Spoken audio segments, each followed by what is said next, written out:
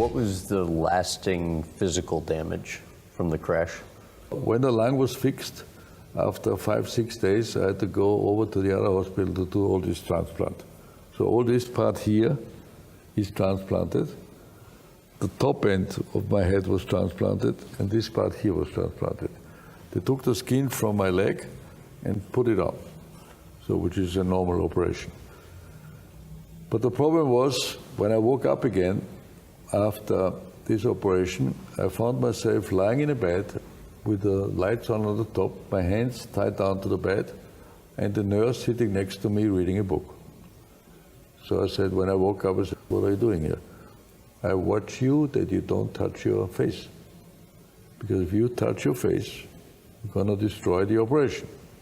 You're not allowed to touch your skin. Therefore, we tie down your hands that by accident, when you sleep or whatever, you don't touch anything. I have to watch all that. Then I got a little better, then I could stand up.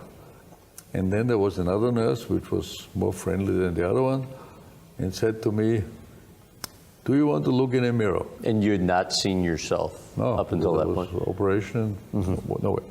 So she got me out of bed, dragged me into this bathroom, and put me in front of a mirror because she had to guide me there because my eyes were closed. And then she says, try to open your eye. So I took this one because it was less than, so I opened my eye a little bit myself and looked in this mirror. I could not believe it. My head started, my shoulders up, and head was this size. And I could never see anything like this. Then I said to her, will this change? She said, sure it will change. It is heat and water. You understand, you burn yourself.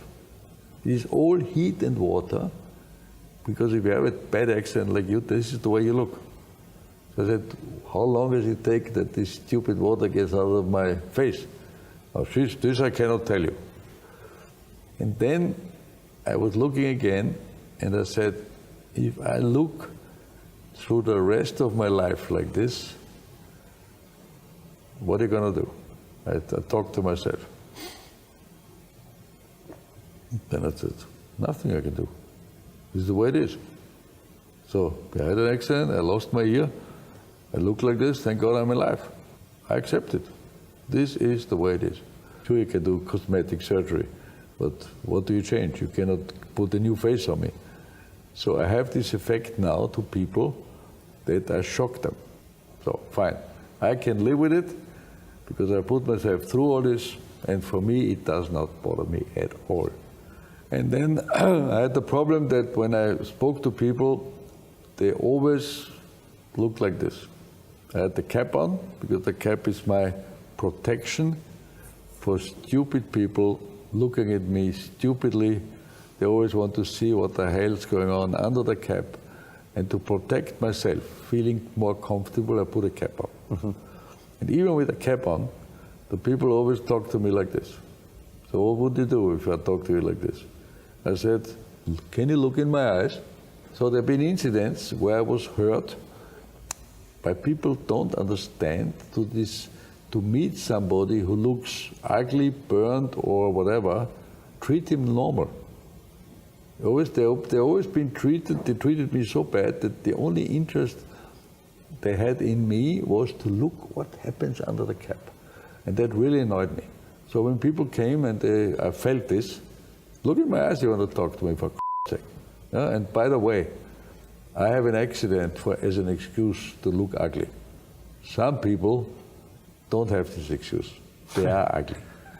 Yeah? I tell you, and this is the way I recovered my problems for myself.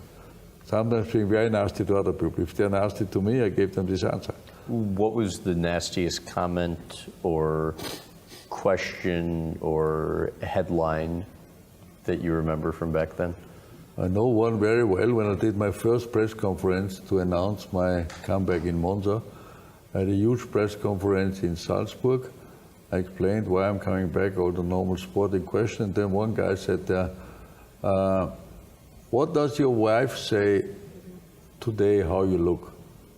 I said, what do you mean? Now, is she not upset the way you look now? Can you imagine she wakes up every day in the morning next to you and you look like this? Are you serious with this question, or is this a joke? No, I'm serious. So I left the conference, because this was hard. And then the guy walked after me after the press conference again and asked the same questions. Really? Yeah, I said, listen, if you don't stop now being so unpolite and rude, I'm gonna kick you in your balls like you do not believe. And then he left.